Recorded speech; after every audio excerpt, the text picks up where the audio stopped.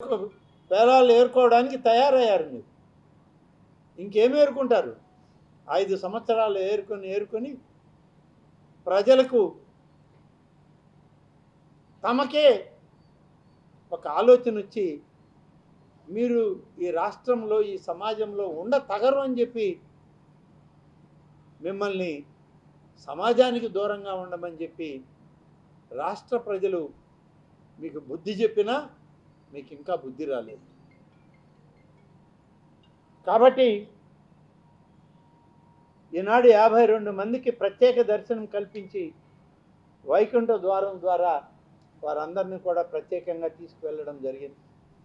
అలాగే ప్రభుత్వం చేసే కార్యక్రమాలు ఇవాళ తెలుగుదేశం ప్రభుత్వం ఏర్పడ్డ తర్వాత ముఖ్యమంత్రి చంద్రబాబు నాయుడు గారు అధికారంలోకి వచ్చాక దేవాదాయ శాఖని నేను చేపట్టిన తర్వాత అనేక రకాలైనటువంటి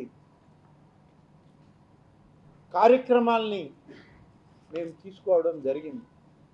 మీకు దేవాదాయ శాఖ అంటే పట్టదు.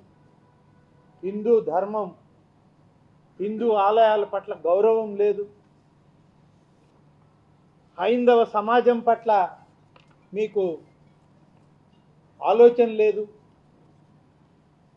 సనాతన ధర్మాల పట్ల మీకు విశ్వాసం లేదు, నమ్మకం లేదు. అలాగే ఆగమ శాస్త్రం, ఆగమ పండితుల యొక్క ఆలోచన కనీసం తీసుకోవాలనేటువంటి విజ్ఞత మీకు లేదు. మీ 5 ఏళ్ల కాలం ఈ రాష్ట్రంలో సనాతన సంప్రదాయాలకి అడ్డుకట్ట వేశారు. ఆగమ శాస్త్ర నియమాలని ఒక్కరోజు కూడా పాటించిన దాఖలాలు లేవు. వైదిక ధర్మాలని మీరు పూర్తిగా మర్చిపోయారు. ఆగమోక్తని నిత్య విధులనికి మీరు తిలోదకాలు పలికారు. నిగమ ఆగమ నియమాలను మర్చిపోయారు. హిందూ ఆలయాల్లో ఏ సాంప్రదాయాలు ఉండాలో వాటికి ఎక్కడ కూడా మీరు వాటిని కాపాడే ప్రయత్నం చేయలేదు. 5 సంవత్సరాలు కేవలం మేకవన్న పుల్లుల్లాగా మీరు ప్రజలను మోసం చేయడానికి ప్రయత్నించారే తప్ప మరొకటి కాదు అని చెప్పి నేను ఈ సందర్భంగా మనవి చేస్తా ఉన్నాను. అందుకని మేము అధికారంలోకి వచ్చిన వెంటనే మా మొదటి సమావేశంలో గౌరవ ముఖ్యమంత్రి గారు శ్రీ చంద్రబాబు నాయుడు గారు తీసుకున్నటువంటి అనేక నిర్ణయాలని ఇవాళ ఒక్కసారి మళ్ళీ పునశ్చరణ చేయాల్సిన అవసరం ఉంది. ఈ రాష్ట్ర ప్రజానీకానికి చెప్పాల్సినటువంటి అవసరం ఉంది. నిన్న మీరు చేసినటువంటి విన్యాసం, నిన్న మీరు చేసినటువంటి ఒక ప్రకృతి విరుద్ధమైన, సనాతన ధర్మాలకు విరుద్ధమైనటువంటి మీ యొక్క ప్రకటనలు చూశాక మళ్ళీ ఈ ప్రభుత్వం మేమేం చేస్తున్నామో చెప్పాల్సినటువంటి బాధ్యత మాకుంది. కనీసం విఘ్నులైనటువంటి పండితులను కూడా మీరు విస్మరించారు. వేదాన్ని మర్చిపోయారు. వేద పండితుల్ని మీరు గౌరవించడానికి మీకెవరికి ముందుకు రాలేకపోయారు. అందుకని తెలుగుదేశం ప్రభుత్వం చంద్రబాబు నాయుడు గారు ముఖ్యమంత్రిగా వచ్చాక దేవాదాయ శాఖ అనేక నిర్ణయాలు తీసుకుంది.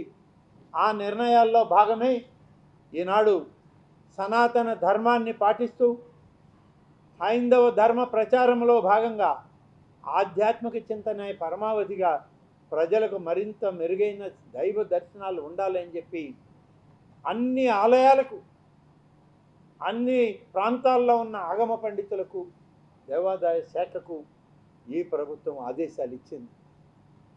ఆలయాల్లో జరిగేటువంటి పూజాది కైంకర్యాలతో పాటు ఏ నిర్ణయమైనా సరే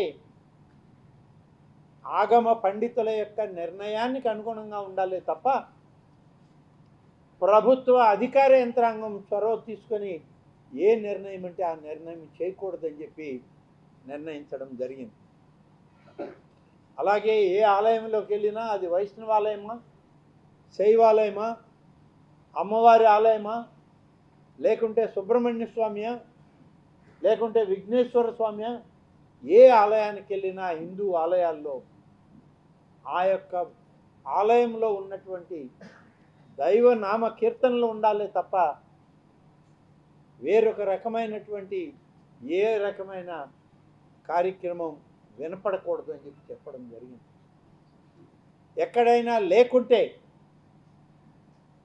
మైక్ సెట్లు పెట్టి ప్రతిరోజు ఉదయం సాయంత్రం ఆగమ సాంప్రదాయాల ప్రకారం ఓంకార నాదంతో ఆ యొక్క భగవంతుని యొక్క నామస్మరణ ఆలయంలోకి అడుగుపెట్టిన వెంటనే భక్తులకు వినిపించాలని చెప్పి చెప్పడం కూడా జరిగింది. అమలు చేస్తూ ఉన్నాం ఇవాళ. అలాగే అత్యంత ప్రతిష్టాత్మకంగా దసరా ఉత్సవాలను జరపాలని ముఖ్యమంత్రి గారు ఆదేశాలు ఇచ్చారు. ఆ ఆదేశాలను పాటించాం.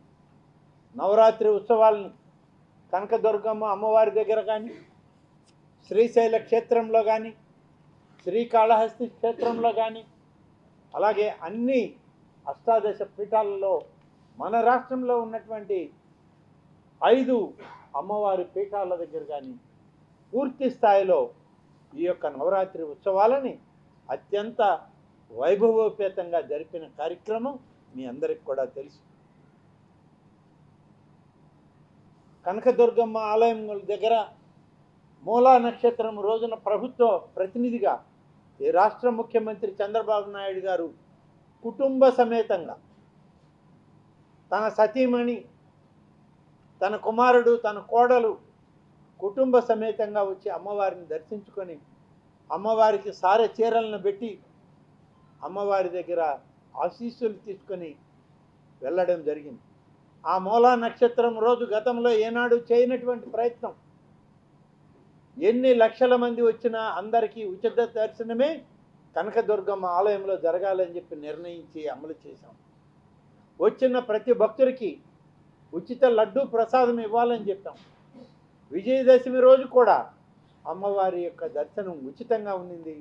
ఉచిత లడ్డూ ప్రసాదం ఎన్ని లక్షల రూపాయలు ఖర్చైనా డబ్బుకు విలువ లేకుండా కేవలం అమ్మవారి యొక్క ఆశీస్సులు వచ్చిన ప్రతి ఒక్కరికి ఉండాలని లక్షలాది మంది భక్తులకి కార్యక్రమాల్లో అందరికీ ఇవ్వడం, పాలు, మజ్జిగ, మంచినీరు, అంతకుముందు వాటర్ శానిటరీస్ ఇచ్చారు. ఇవాళ పెద్ద పెద్ద మాటలు చెప్పిన ఈ పెద్ద మనుషులు మంచినీళ్ళ ప్యాకెట్లు ఇస్తే ఈ ప్రభుత్వం water bottles, mineral water bottles ఇచ్చింది. మరి కనకదుర్గం ఆలయం దగ్గర భక్తులందరూ సంతోషించారు.